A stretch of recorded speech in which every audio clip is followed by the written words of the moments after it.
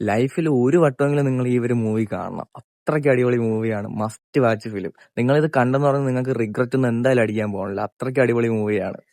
ഞാൻ ഇന്നലെയാണ് മൂവി കണ്ടത്. ഇന്നലെ മൂവി കണ്ടു. അതിൽ ഫസ്റ്റ് ഹാഫ് എന്ന് പറയുമ്പോൾ കോമഡിയാണ്. കോമഡി എന്ന് പറയുന്നത് എല്ലാം വർക്കായി. അതിലൊന്നും എനിക്ക് അങ്ങനെ മൊണ്ടിയായിട്ടൊന്നും തോന്നില്ല. എല്ലാം നല്ല കോമഡി ആയിരുന്നു. നമ്മൾ ഹാഷിറിന്റെ റീൽസിൽ എങ്ങനെയാണ് ഒരു സംഭവം കാണിക്കുന്ന കോമഡികൾ അത് തന്നെ അതിലെടുത്ത് വെച്ചിട്ടുണ്ട്. അതെല്ലാം കണ്ട് നല്ല രീതിയിൽ എൻജോയ് ചെയ്ത് ഫസ്റ്റ് ഹാഫ് കഴിഞ്ഞു. അത് കഴിഞ്ഞിട്ട് സെക്കൻഡ് ഹാഫിലോട്ട് പോകുമ്പോഴാണ് ഈ മൂവി വേറൊരു ലെവലിലോട്ട് പോണത്. ഇമോഷണൽ സീൻ എന്നൊക്കെ പറഞ്ഞാൽ കരയിപ്പിക്കും. ആ ഒരു ടൈപ്പ് ആയിട്ടുള്ള കാര്യമാണ്.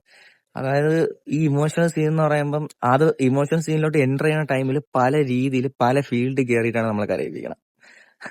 അതായത് ഒരു ബ്രദർ സിസ്റ്റർ റിലേഷൻഷിപ്പ്, പിന്നെ മകൻ അച്ഛൻ, ആ ഒരു രീതിയിൽ അങ്ങനെ 2-3 ടൈപ്പ് ഉണ്ട്. അത് എല്ലാ രീതിയിലും പോയിട്ട് നമ്മളെ എങ്ങനെയെങ്കിലും കരയിപ്പിക്കും.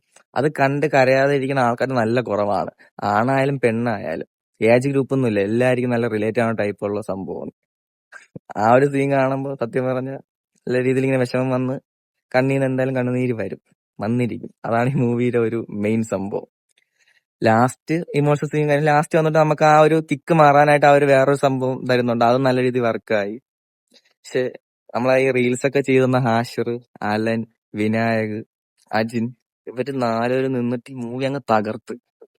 കാരണം റീൽസ് മാത്രമല്ല, അവർക്കൊരു ബിഗ് സ്ക്രീനിൽ വന്നപ്പോഴും അവര് ആ ഒരു ഭാവം അങ്ങനെ ഒന്നും മാറിയിട്ടില്ല. നമ്മൾ റീൽസിൽ എങ്ങനെയാണ് കണ്ടത് അതിനേം കാലം അടിപൊളിയായിട്ടാണ് അവര് ഈ ഒരു ബിഗ് സ്ക്രീനിൽ വന്ന് അഭിനയിച്ചത്. അതിൽ സത്യം പറഞ്ഞാൽ അവർക്ക് ഒരു അഭിമാനം ഉള്ള പോലെ എനിക്ക് നല്ല അഭിമാനമുണ്ട് അതില്. കാരണം ആ, അവരൊക്കെ ഇങ്ങനെ ബിഗ് സ്ക്രീനിൽ കാണാൻ പറ്റിയതിന് എനിക്ക് നല്ല സന്തോഷമുണ്ട്. എന്തായാലും നിങ്ങൾ എല്ലാരും പോയി ആ മൂവി കാണണം. നല്ല സിനിമയാണ്. നിങ്ങൾ ടിക്കറ്റ് ബുക്ക് ചെയ്തില്ലെങ്കിൽ ഇപ്പം തന്നെ ബുക്ക് ചെയ്ത് പോയി കാണണം. നിങ്ങൾക്ക് ഒരിക്കലും റിഗ്രറ്റ് വരൂല. ഓക്കെ, നിങ്ങൾ ഈ മൂവി ഇപ്പൊ കണ്ടിട്ടുണ്ടെങ്കിൽ എങ്ങനെ ഉണ്ടായിരുന്നു എന്നുള്ള കാര്യം ജസ്റ്റ് ഒന്ന് കമന്റ് ഒന്ന് പറയണം. ഓക്കെ.